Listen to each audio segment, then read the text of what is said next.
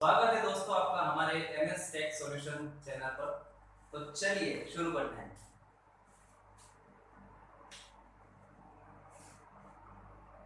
जैसा कि पिछली वीडियो में अपन पढ़ चुके हैं संख्या प्रणाली के बारे में, जो कि गणित का बिल्कुल ही बेसिक था।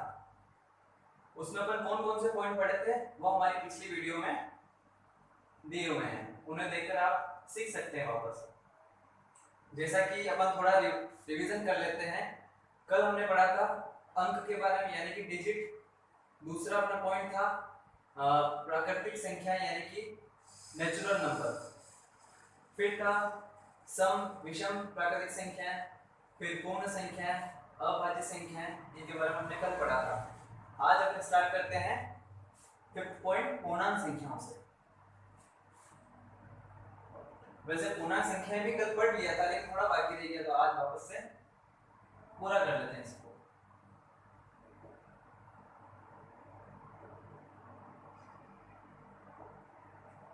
पूर्णांक संख्याएं, इनको इंग्लिश में बोलते हैं इंटीजर नंबर।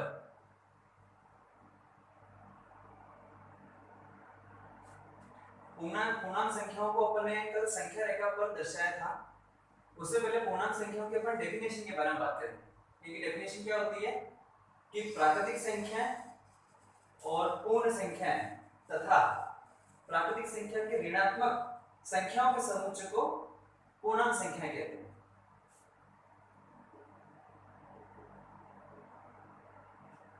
प्राकृतिक या प्राकृत एक ही बात है।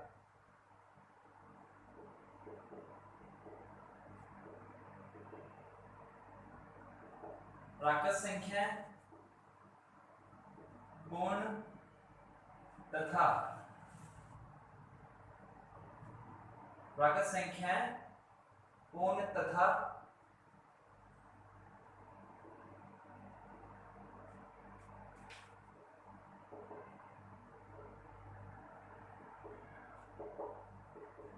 प्राकृत संख्या के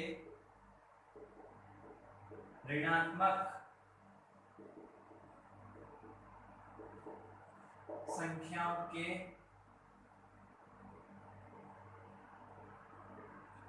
समुच्चय को पूर्णांक संख्याएं कहते हैं।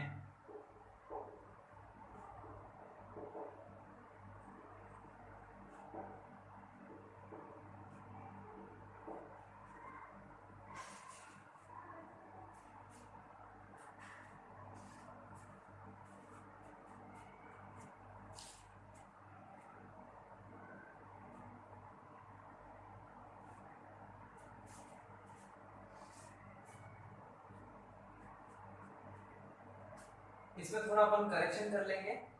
प्राकृतिक या प्राकृत संख्याएं यहाँ आएगा शून्य तथा प्राकृत संख्याओं के ऋणात्मक संख्याओं के समुच्चय को पूर्णांक संख्याएं कहते हैं। पूर्णांक संख्याओं को अपन संख्या रेखा पर प्रदर्शित करते हैं।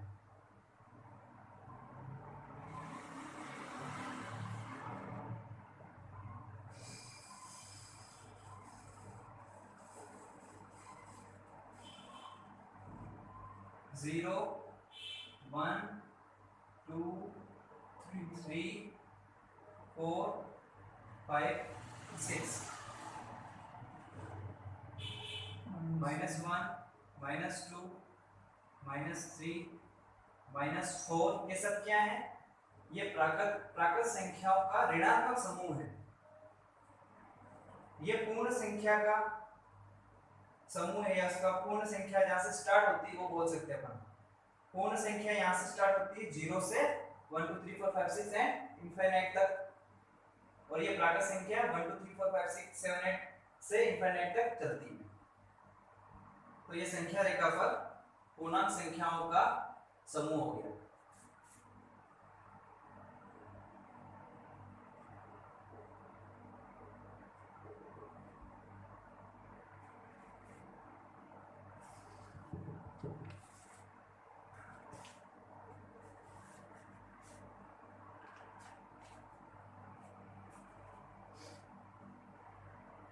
एग्जाम्पल, पूर्णांक संख्याओं को हम i से प्रदर्शित या डिनोट करते हैं। i बराबर -3, -2, -1, 0, 1, 2, 3, 4। इधर भी अनंत तक माइनस में, इधर भी अनंत तक।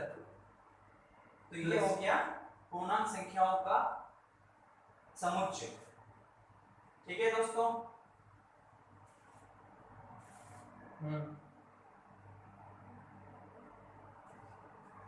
इससे अपन को एक बात सीखने को ये मिली है कि इसमें जो जीरो है ना, जीरो न तो धनात्मक पूर्णांक है और न ही ऋणात्मक पूर्णांक है।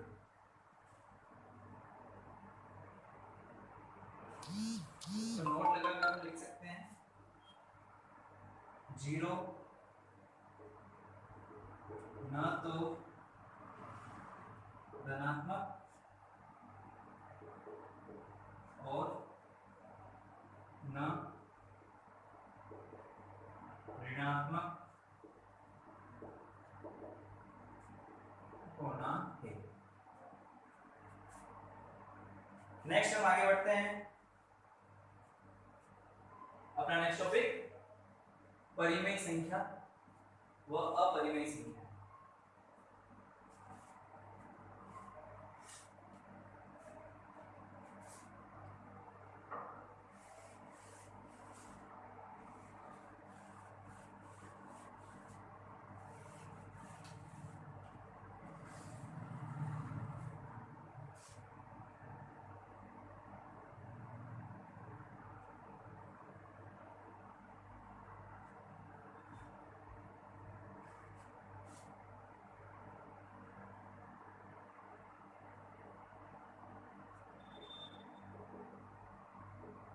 अगर हम परिमेय संख्या के बारे में बात करते हैं तो परिमेय संख्या की एक बहुत ही सिंपल डेफिनेशन है।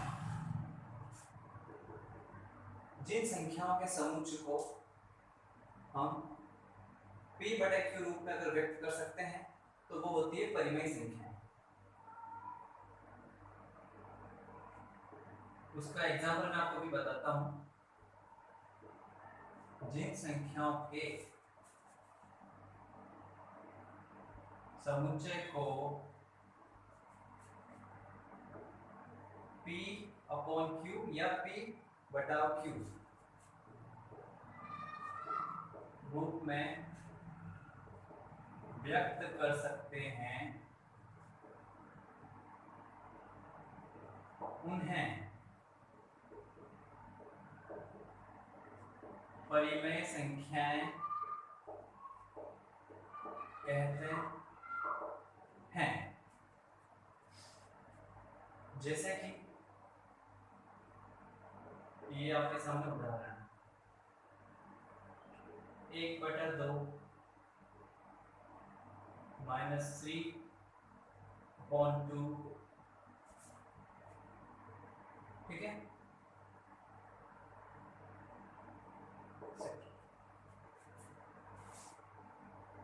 इस टाइप की बहुत सारी संख्या है।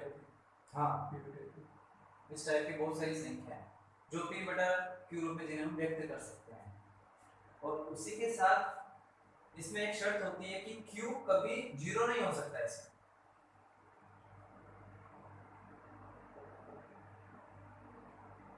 यहाँ लिख देते हैं अपन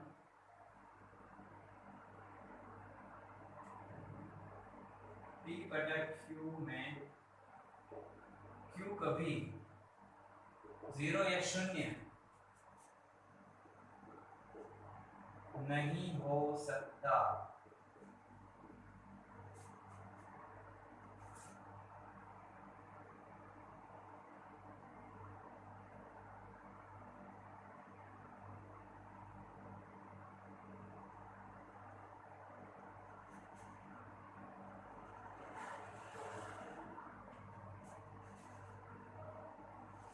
इसके अंदर -2 हो गया और अब ले लो इसमें पॉइंट में भी संख्या आती है लेकिन इतना अपन नहीं पढ़ते हैं। ठीक है, ये हो गया, ये है एक्सेट्रा मतलब कि आदि। p बटे q में q कभी जीरो नहीं हो सकता है, या जीरो q कभी शून्य ना हो, ये बात ध्यान रखनी है। तो परिमेय संख्या होगी, अगर शून्य हुआ तो परिमेय संख्या नहीं होगी।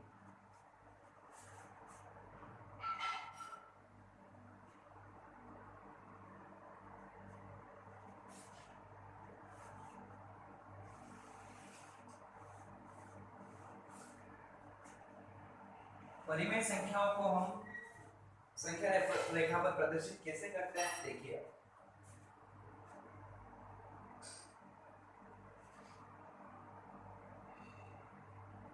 -3, सॉरी ये अपना 0, -1 2 3 4, 1 2 3 4 5 6। उसी प्रकार संख्या रेखा पर परिमेय संख्या को हम दर्शाएंगे 0 की जगह 0, क्योंकि परिमेय संख्या किस टाइप में होती है, p बटे q रूप में होती है। तो 1/2, सॉरी ये हो जाएगा अपना, जैसे कि 3/4 हो गया, फिर 1/2, 1/4 इस रूप में। और ऋणात्मक की ओर -3/4 -1/2, मतलब ऋणात्मक की ओर भी p बटे q में ऋणात्मक होगी और धनात्मक की ओर भी p बटे q में धनात्मक होगी। ये इसका है, रूल है। अच्छा, दोनों तरफ चलती है। हाँ, दोनों तरफ चलती है, क्योंकि बहुत सारी संख्याएं कैसी थी, जैसे प्राकृत संख्याएं थी, वो 1 से अनंत तक चल रही थी, दूसरा पूर्ण संख्या 0 से चल रही थी, फिर तीसरी पर बात कर रहे थे जो ऋणात्मक भी हो तो वो पूर्णांक संख्या होगी। अब आए परिमेय संख्या, तो परिमेय संख्या भी ऐसे चलती है इस रूप में। तो ये दोस्तों ये दोनों तरफ चलती है, माइनस में और प्लस में। हाँ,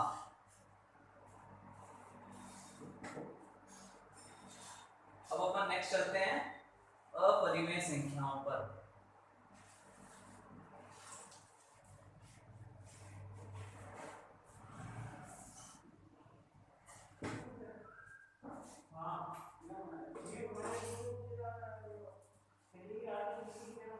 अपरिमेय संख्या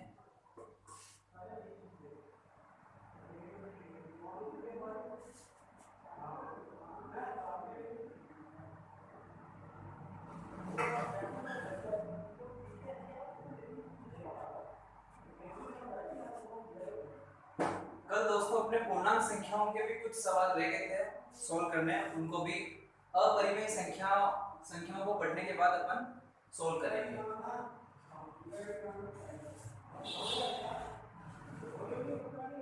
परिमेय संख्याओं की डेफिनेशन क्या है कि जिन संख्याओं को अपन p बटे q रूप में व्यक्त कर सकते हैं वो होगी परिमेय संख्या, और जिन संख्याओं को हम p बटे q रूप में व्यक्त नहीं कर सकते हैं वो अपरिमेय संख्या है। सिंपल।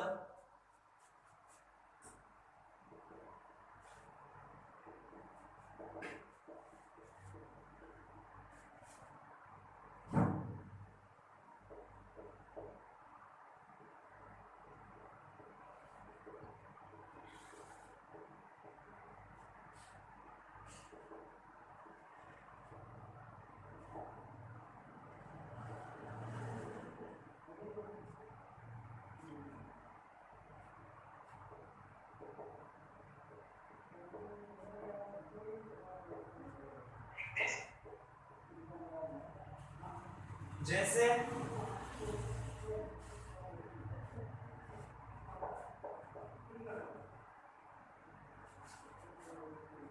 √2, √5 या फिर रूट भी बोलते हैं, अंडर रूट भी बोलते हैं, √7, ठीक है, या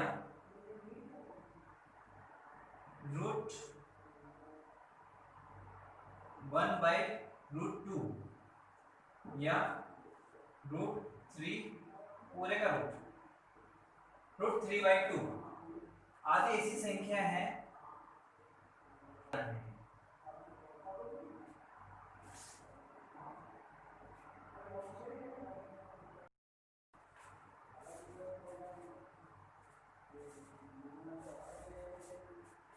दोस्तों अब अपन आते हैं वास्तविक संख्याओं पर।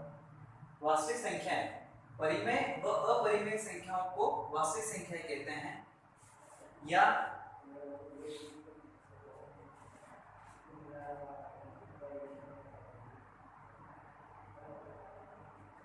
फिर हम ऐसा कर सकते हैं कि परिमेय व अपरिमेय दोनों ही वास्तविक संख्याएं होती है। तो होती है, कैसे होती है अभी देखते हैं अपन। जैसे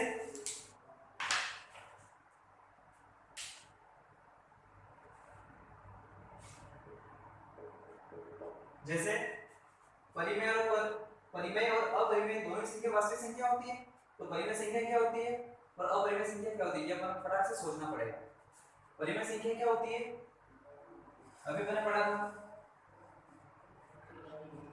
-8 -3, ठीक है, और 1/2 हो गया।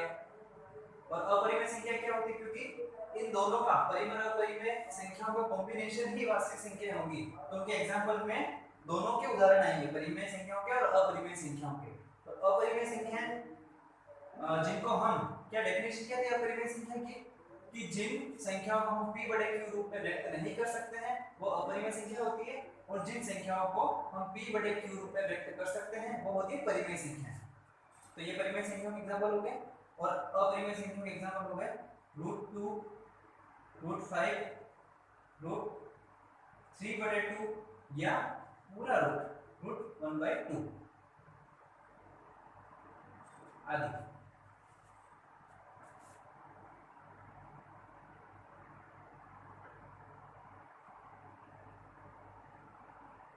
नेक्स्ट दोस्तों आते हैं सम तथा विषम संख्याएं। ये अपना हो गया नमस्कार।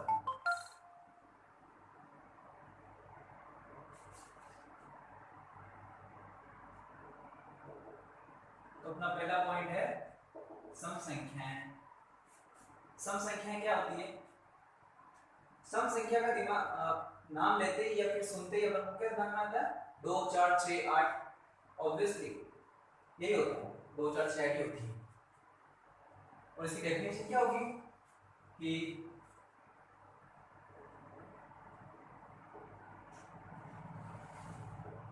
जिन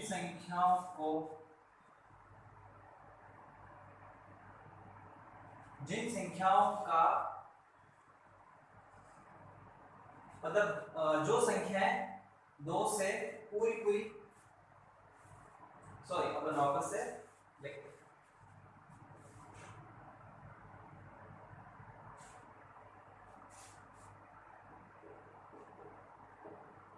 जो संख्या 2 से पूरी विभाजित हो सकती है, या जिस संख्या में 2 का पूरा भाग जाता हो वो होती है सम संख्याएं।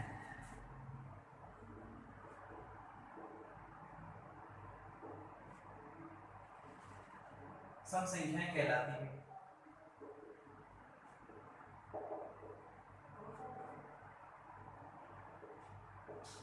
जैसे 2 4 6 8 10 अनंत सम संख्याएं।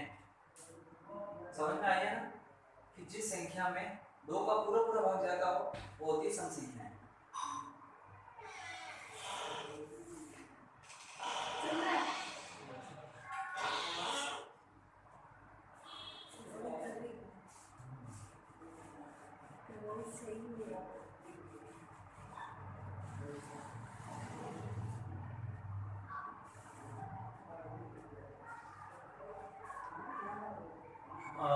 नेक्स्ट टॉपिक है अपना सम संख्या के अंदर ही सम तथा विषम संख्या है। तो दूसरा है, ये इसको एक लिख देते हैं अपन, ये बी पॉइंट हो गया।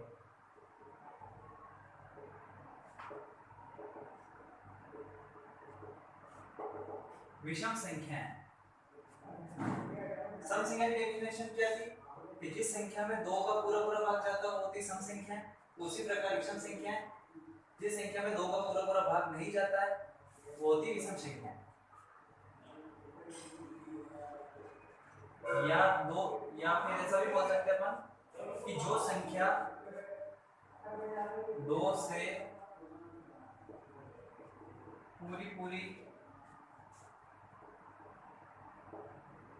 विभाजित न हो उन्हें विषम संख्याएं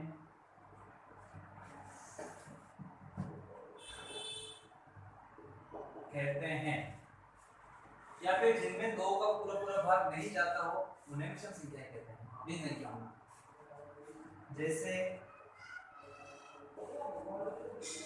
सिंपल है, आपको पता होगा 1 3 5 7 9 11 अनंत विषम संख्या है।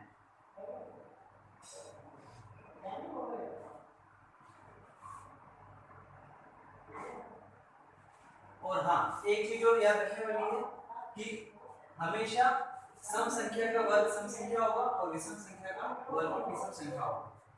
तो ये हम लिख लेते हैं जैसे कि 2 × 2 = 4, 4 × 4 6 × 6। ये हो गई सम संख्या, सम संख्या का वर्ग। और विषम संख्या 3 × 3 5 × 5 7 × 7 9 25 and 14।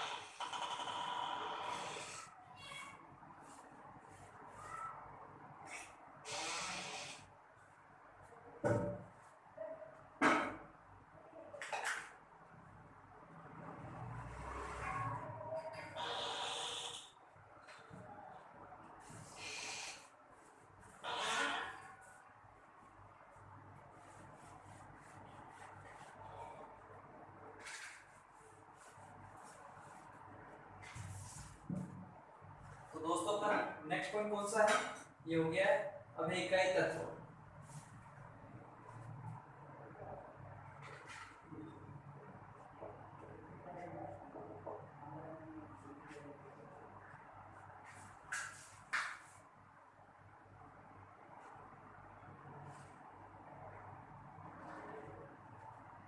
इसकी डेफिनेशन भी सिंपल है। इकाई तत्व यानी कि एक डिजिट होगी, कोई भी 0 हो 1 हो, तो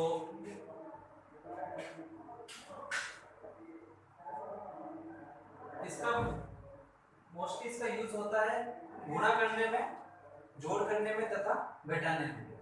तो जोड़ की प्रक्रिया में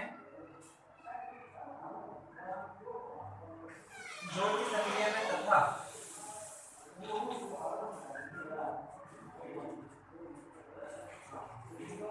गुणे की या गुणा की प्रक्रिया में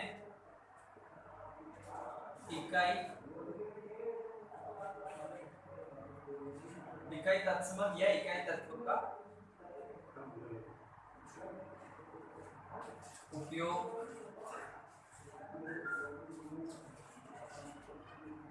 किया जाता है।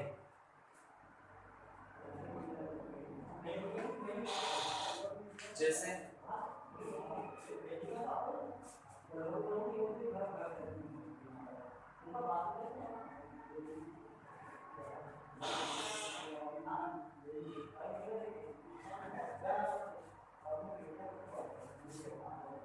अब हम इकाई तत्व के गुणों के बारे में बात करेंगे।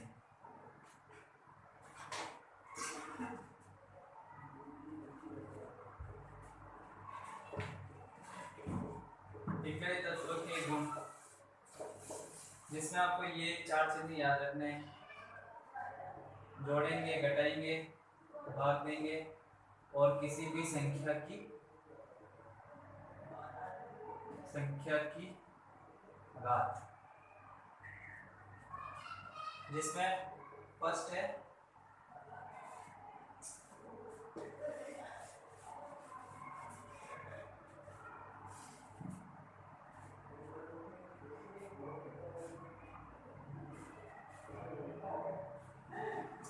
इकाई तत्समक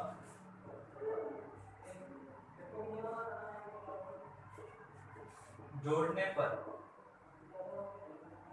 किसी भी संख्या में अपन अगर 0 जोड़ेंगे तो संख्या का मान सदैव अपरिवर्तित रहेगा। यह होता है इकाई तत्समक जोड़ने पर।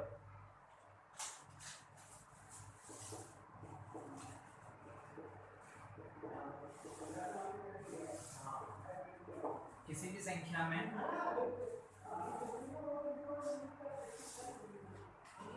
जीरो या फिर शून्य जोड़ने पर उस संख्या का मान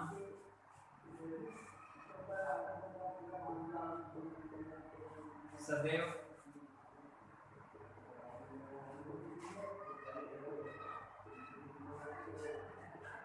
अपरिवर्तित रहता है। सेम एज इट इज जोड़ने पर अपरिवर्तित रहता है, तो उसी प्रकार घटाने पर भी अपरिवर्तित ही रहता है। दूसरा पॉइंट,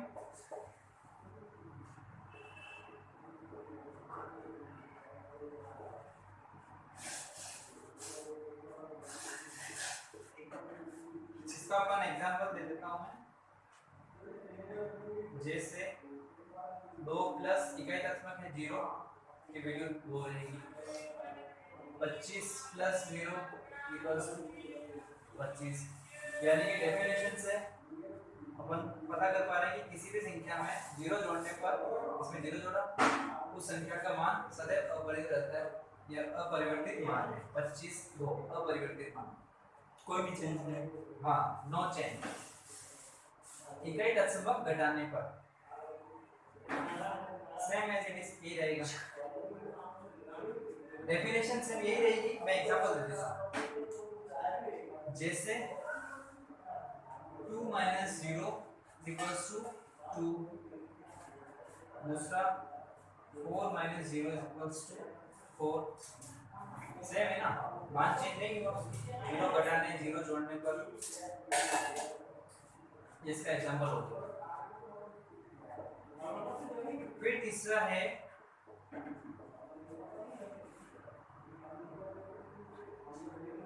इकाई तत्समक का भाग देने पर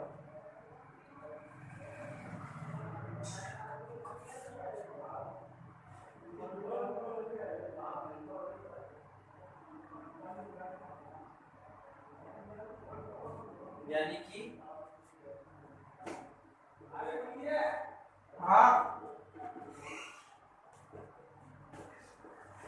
किसी भी संख्या में 0 से या 0 से भाग देने पर पॉइंट था कि इकाई तत्समक का भाग देने पर तो किसी भी संख्या को 0 से भाग देने पर मान अपरिवर्तित रहता है।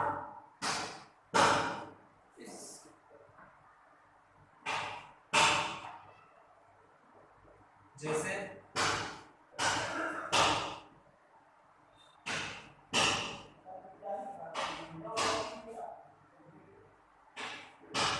0/6 = 0।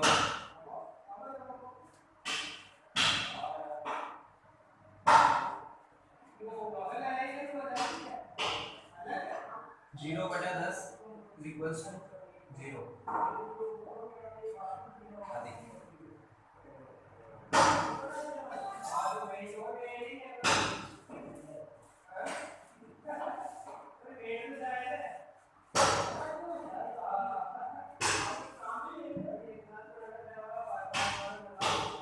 होगा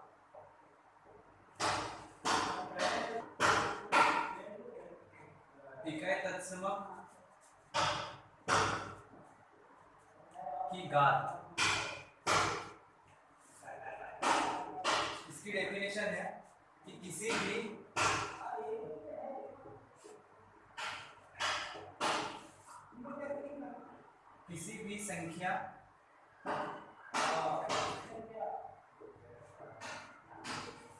संख्या की घात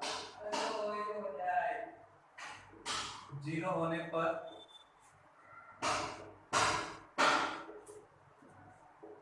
परिणाम में 1 प्राप्त होता है। शेष एक ही बचेगा बेटा। एक ही शेष बचेगा। हाँ।